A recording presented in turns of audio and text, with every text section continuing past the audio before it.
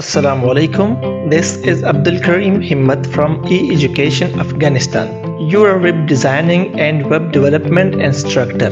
Under the umbrella of EEA, we are hoping to create a digital knowledge economy in Afghanistan. Bismillahirrahmanirrahim. راځو ویب ډیزاینینګ ته په ویب ډیزاینینګ کې تیرو څو کلاسونو کې موږ CSS شروع کړی ده. نن به راځو فردر مور د CSS چې کوم فیچر دی په هغه باندې بحث کوو. ID موږ سره انسټال ده، تاسو وینئ نیټ بین په نوم باندې. زه سمپل دلته ډبل کلیک کوم او ID اوپن کوم. چې کله ID اوپن شي زموږ یو پراجیکټ د EEA_CSS په نوم باندې جوړ ده. کله چې هم موږ CSS استعمالو اول کلاس کې هم موږ دا ډسکس کړی ولا چې د HTML په ټیګونو باندې موږ CSS اپلای کوو. دلته موږ یو څو پیجونه ځان سره جوړ کړي وو، CSS1 او ID CSS او index.html. سمپل سایت روټ ته راځم، رائټ ټیک کوم، دلته نه ځان سره یو بل HTML فایل اخلم.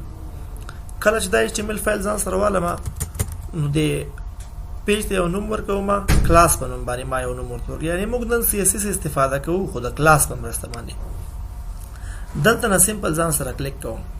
کله چې دغه پیج زموږ جوړ شي بیا به موږ یو کلاس جوړو او د کلاس په مرسته باندې به هغه د CSS چې څومره پراپرټیان دي هغه د HTML په ټیګونو باندې اپلای کوو. راځم ټایټل هم چینج کوم، ټایټل ته نوم ورکوم CSS with class او دین وروسته دا د ډیو ساحه دا هم ختموم، ځان سره یو څو ټیګونه اخلم. فرض مثال زه راځم دلته ځان سره یو ټیګ اخلم، هغه ټیګ اخلم د I په نوم باندې. I مطلب ایټالیک ټیګ او ته لیکم this is italic tag simple. اوس کله چې موږ د کلاس په مرسته باندې CSS اپلای کوو، زه راځم فرض مثال دغه د HTML د هډ د ټیګ په برخه کې دې برخه کې ځان سره سمپل یو کلاس اخلم.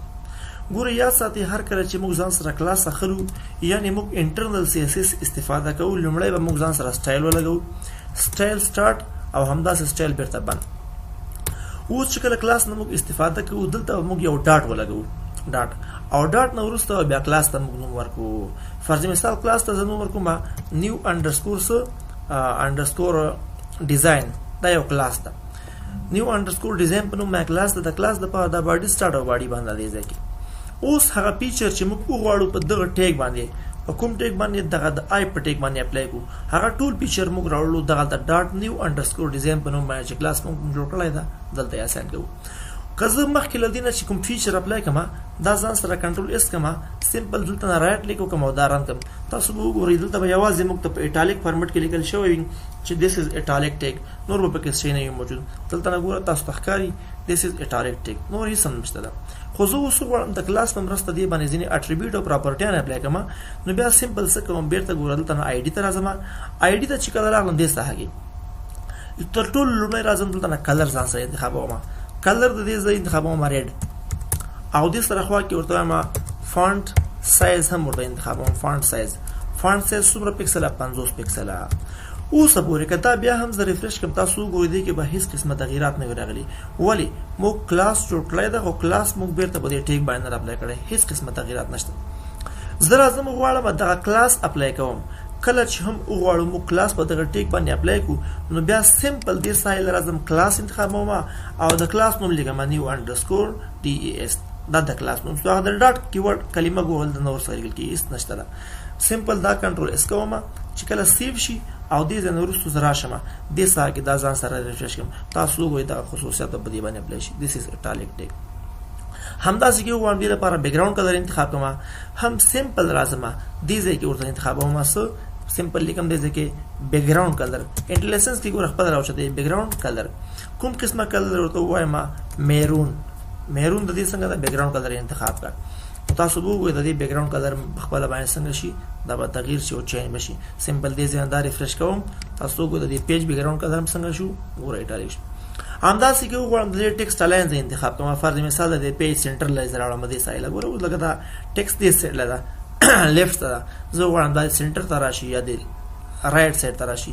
نو بیا څه کوم ګوره سمپل دلته راځم او دې سره کې ځان سره لګوم ټیکسټ الاین رائټ لیفت ټاپ بټم زه ورته لګم سنټر. تاسو وګورئ دا ټیکسټ به څنګه شي، دا به د پیج سنټر لراشي. دا ګوره سمپل ځان سره زه ریفریش کوم چې کله ریفریش شي نو ټیکسټ الاین به څنګه شي. بعضی اټریبیوټ دی ګوره هغه د براوزر سره یو اندازه مشکل لري چې هغه نور باندې اپلای کیږي، خو بعضی براوزر کې به څنګه دا هغه کار کوي. نو که چیرته کوم اټریبیوټ یا کومه پراپرټي د سی اس اس کار نه کوو دا غي معنی دا نه چې دا د آی ډي لپاره ډیپند شوی نه، بلکې هغه مشکل به د براوزر کې بعضی وخت کې براوزر هغه ونه پیژني. یا یو بل مشکل هم کېدای شي هغه دا چې هغه مس انډرستانډینګ سپیل څنګه دا هغه په درست شکل باندې وی لیکل شوی. بهرحال نور مختلف قسمه دلته ناسه موجود دي، پراپرټیان موجود دي. فرض مثال زرا زما د سی اس اس یو بل پراپرټی دا اپلای کوم دلته لیکم ځان سره سمپل ټیکسټ ډیکوریشن زه ورته هم انډرلاین د ټیکسټ ډیکوریشن کې تاسو ګور ډیر راځي مخ سره زه لیکم انډرلاین یا د دې خط د دې د خطه برخه کې څنګه شي یو لاین هم راشي، تاسو به اوس ګورئ دلته به څنګه لاین هم ګور راشي دی ځکه دا سمپل ځان سره ریفریش کوم ښکاري د ساکي ګور د دیس از ایټالیک ټیک د دې لاندې څنګه دا یو ختم راغی. انف فار ټوډے نیکسټ تاسو ته به فردر مخ وړاندې باندې